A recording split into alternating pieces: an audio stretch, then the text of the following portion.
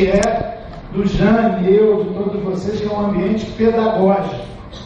Nós, colegas de bancada, colegas de profissão, exercendo a função legislativa propriamente dita lá na sequíssima Brasília, onde não caiu uma gota d'água há 108 dias, soma a aridez da política, a aridez do clima, do ambiente. Então é uma soma muito penosa.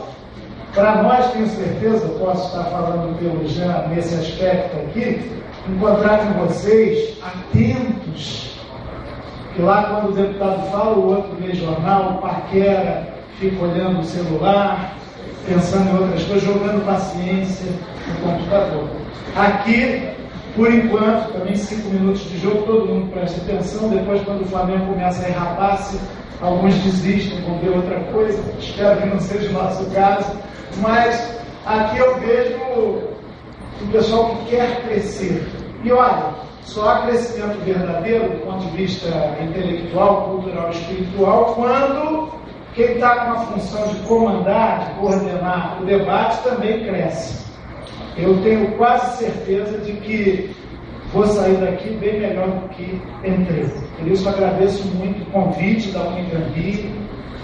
Caxias é praticamente, na minha história de vida, desde a militância nas associações de moradores, a minha segunda cidade, depois do Rio de Janeiro, disputando pau a pau com Niterói, que leva vantagem porque a minha filha caçula, 18 anos atrás, nasceu lá. Mas eu nunca morei lá e eu acho que eu já vim mais em Caxias, onde não tem nenhum filho legítimo nem natural, tenho certeza. São cidades que me envolvem, cada uma com a sua característica, até porque cada vez mais isso tem a ver com o tema, nós somos planetários. Ainda um outro aspecto inicial meio comercial, entre aspas. A Tânia fez referência a essa história de melhor deputado e tal. Isso aí é meio enganoso. O que existe é algo interessante para o qual vou pedir a participação de vocês. Todo ano, de uns 6 anos para cá, duas instituições sérias de comunicação, de jornalismo, de avaliação social, fazem um balanço do Congresso Nacional. Em geral, é muito mal visto e com razão. Lá alguém pode, coisa que nunca aconteceria aqui, por exemplo, no Rio, pegar uma grana, 50 mil não é pouca coisa, pelo menos para nós, né?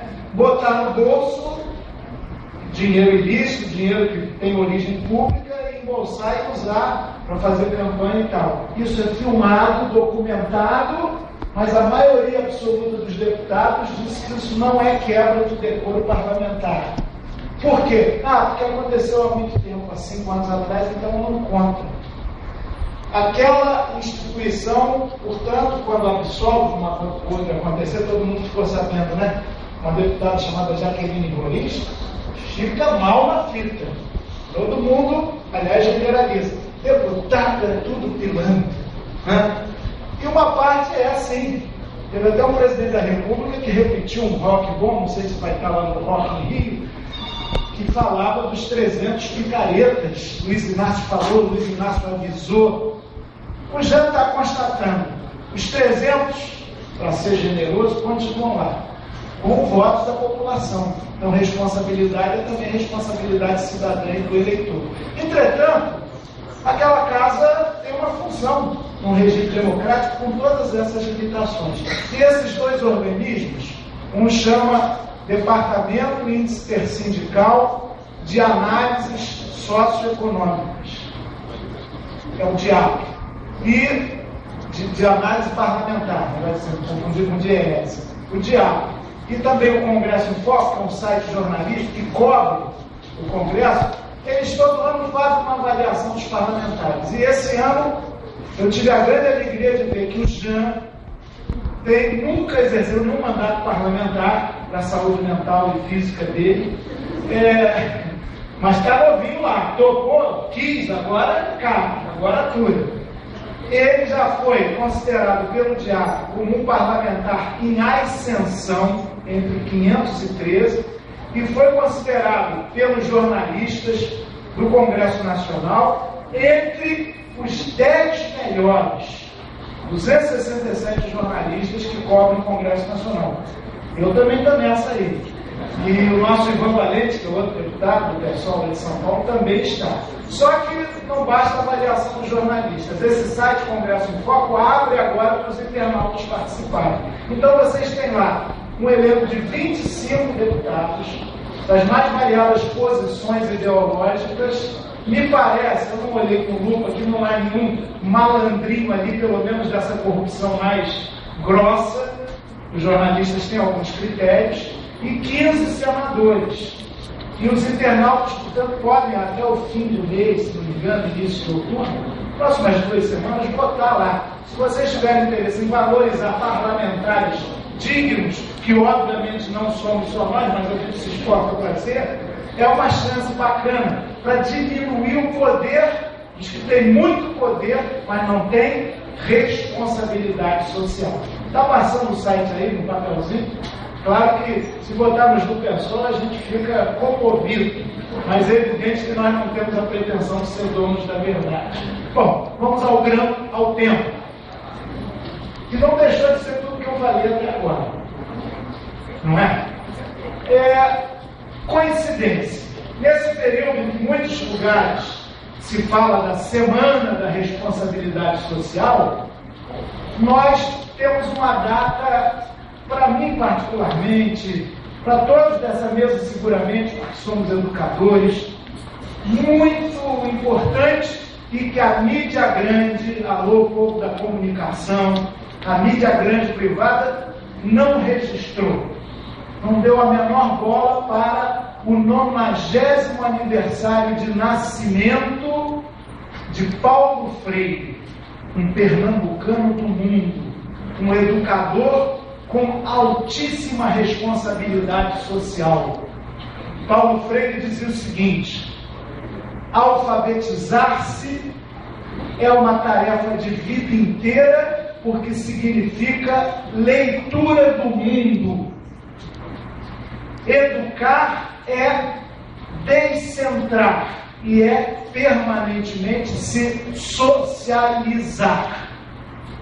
Ninguém educa ninguém, as pessoas se educam em comunhão. Isso é a tradução, do ponto de vista de uma linguagem mais educativa, de responsabilidade social. Para ter responsabilidade social, praticá-la, é preciso, em primeiro lugar, saber quem somos. Não precisa entrar em grandes filosofias. Basta fazer a pergunta central, que um conterrâneo e eleitor do Jean fez numa obra magistral alusiva à minha terra paterna, o Piauí. Cajuína, do grande Caetano Emanuel Viana Teles Veloso. Existirmos, a que será que se destina? Aqui em Caxias tem muito nordestino. Essa música é meio um short, né? E essa pergunta é central. Eu soube da história dessa música pelo seu autor e pelos protagonistas dela.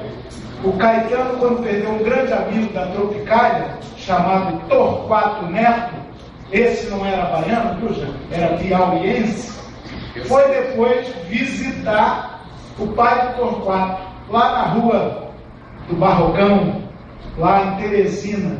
E quando saiu da casa do velho pai do Torquato, o pai do Torquato, que tinha partido fora do combinado na época da ditadura, ficou tão angustiado por não poder praticar a sua responsabilidade social que deu fim à vida. O pai do Torquato deu para o Caetano, no jardinzinho da casa, uma rosa. E daí ele fez essa composição, né? Pois quando tu me deste a rosa pequenina, e que és um homem lindo, e a matéria, a vida era tão fina, que é preciso saber dela. Então a primeira indagação que a gente tem que fazer para ter responsabilidade social é sobre o nosso individual. E nisso o Jean vai dar aqui uma explanação muito mais substanciosa. Viu, Jean? A gente já pode até dividir aqui as tarefas. Eu vou falar mais dos aspectos socioeconômicos da irresponsabilidade planetária, e você pega esse aspecto mais da individualidade afirmada e respeitada para, num mundo diverso, se construir a responsabilidade social. Pode ser assim? Porque a gente não pôde combinar antes, então já combina aqui agora. Ora, essa primeira pergunta do que é o indivíduo e o que é a dignidade humana é fundamental. A gente não pode ter responsabilidade social se não soubermos quem somos e o nosso papel no mundo. Parece óbvio, né? Mas não. No mundo de hoje, das relações capitalistas, da competitividade, do individualismo, que não é respeito ao indivíduo, o ter se avantaja sobre o ser. E cria-se uma ideologia dominante no mundo que alguns chamam, e eu me incorporo a esses, de ideologia do consumo contínuo como regra para a felicidade. Fora do shopping center não há salvação. São os tempos contemporâneos. Ali você encontra inclusive a cidade ideal. Ruas climatizadas, prateleiras para o nosso bem-querer e desejo, mocinhas e rapazes maravilhosos, sempre jovens, sedutores. Falta grana, né? Mas o resto está tudo resolvido. São os tempos contemporâneos de um modo de vida que, por outro lado, contribui para a irresponsabilidade social. De um modo de vida hoje que no mundo inteiro está em crise, porque tem efeitos perversos sobre vários aspectos da vida social.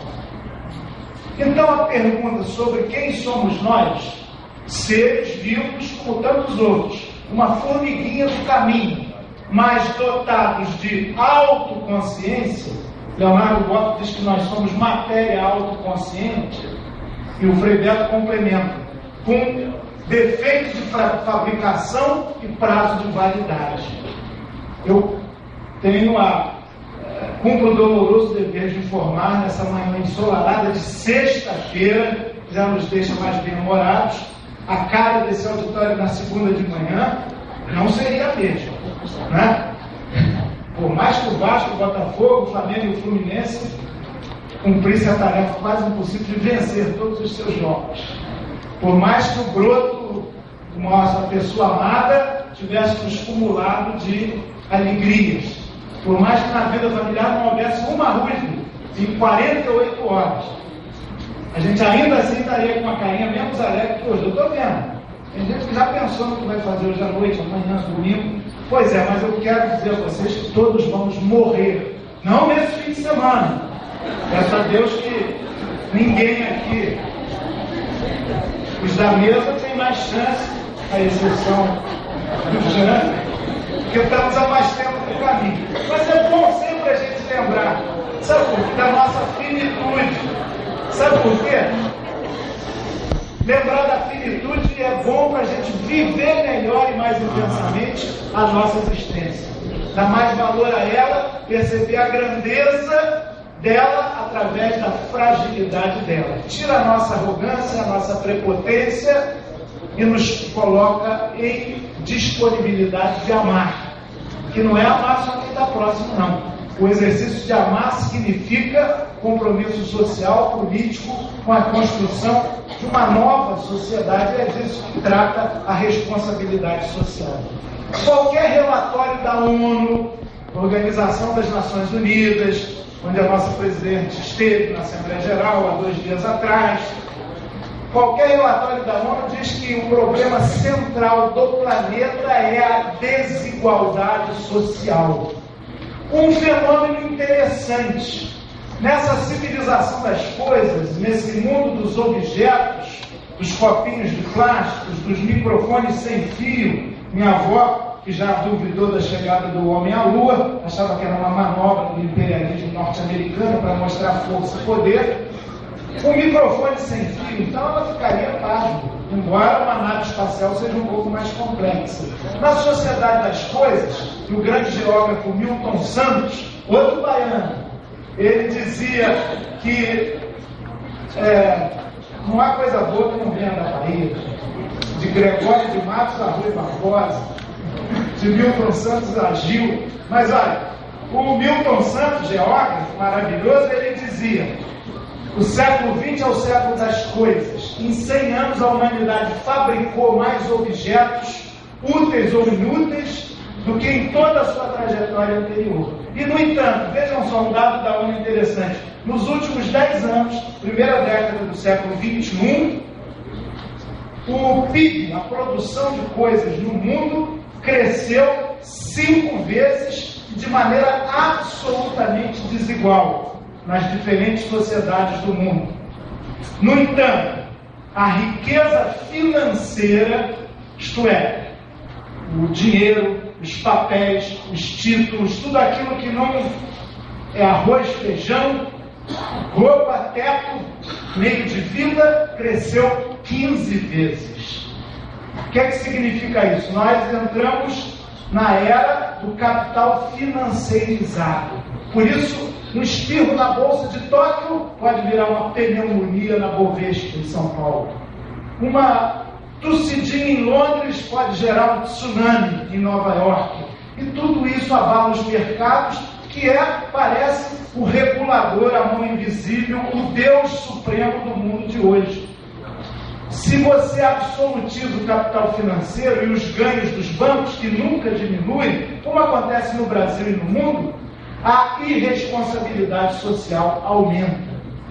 Então nós precisamos, na verdade, esse é o grande desafio, para além das ações concretas de cada instituição, de cada organização econômica, de cada movimento político, para além disso, do fazer concreto, nas lutas que estejam e nas atividades que estejam nas suas pautas, as mais diferenciadas, é preciso que a gente tenha uma visão mais ampla e entenda que, fora de uma nova ordem mundial, de um novo mundo possível e necessário, que valorize mais o ser do que o ter, que entenda que combater a desigualdade é algo fundamental para o cumprimento dos direitos humanos elementares, que reestruturar as sociedades a fim de que todos tenham as mesmas oportunidades, fora dessa visão de uma revolução mundial para construir uma nova sociedade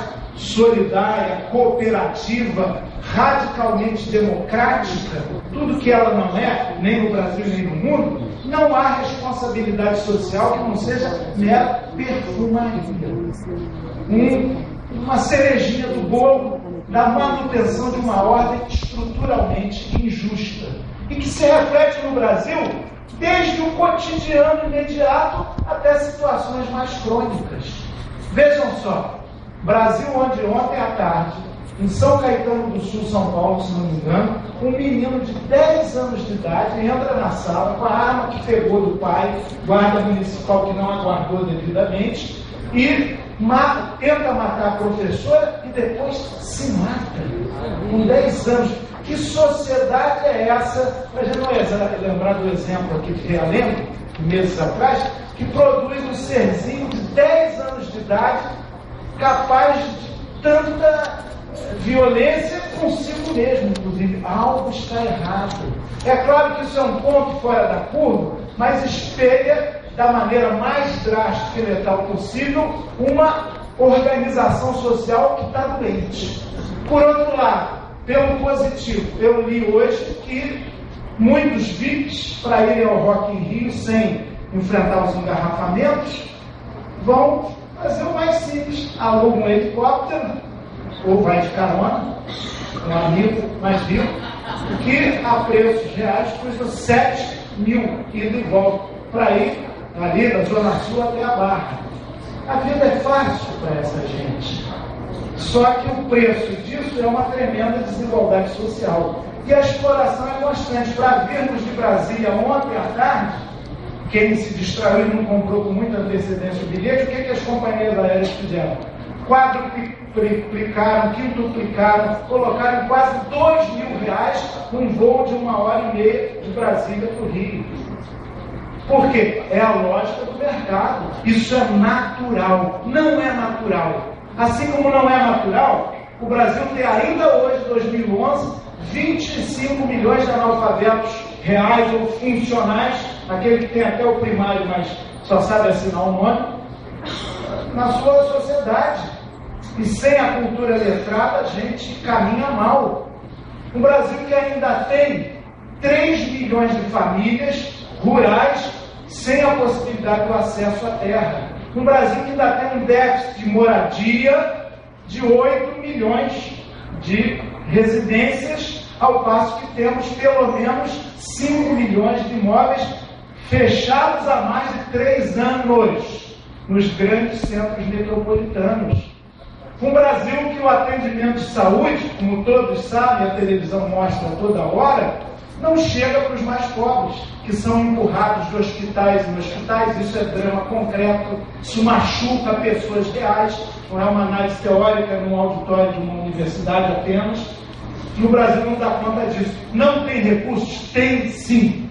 Tem sim. Eu não vou entrar nessa digressão sobre as fontes de financiamento para serviços públicos fundamentais, como educação, saúde, transportes e moradia, que eu mencionei aqui, mas afirmo a vocês, e me disponho a vir para outros debates nesse sentido, que os recursos reais do orçamento, que drena 47,5% para pagamento de juros e serviços e amortização da dívida financeira pública, aquele início que eu falei, de como opera o capital no mundo e no Brasil. Então, recursos existem. A grande responsabilidade social é o nosso compromisso em ler o mundo, encerro voltando ao grande Paulo Freire, nos alfabetizarmos para, sabendo quem somos, colocarmos a nossa contribuição na transformação da sociedade. A educação é um caminho, o curso superior é um caminho, um debate como esse nos ajuda nessa trilha. Até porque, e encerro com quem comecei, Paulo Freire dizia também o seguinte: a grande tarefa do ser humano generoso é tornar possível o que parece impossível. Responsabilidade social é acreditar numa possibilidade de sociedade igualitária, fraterna, justa, diversa e feliz, com todas as dores que há no caminho. Obrigado.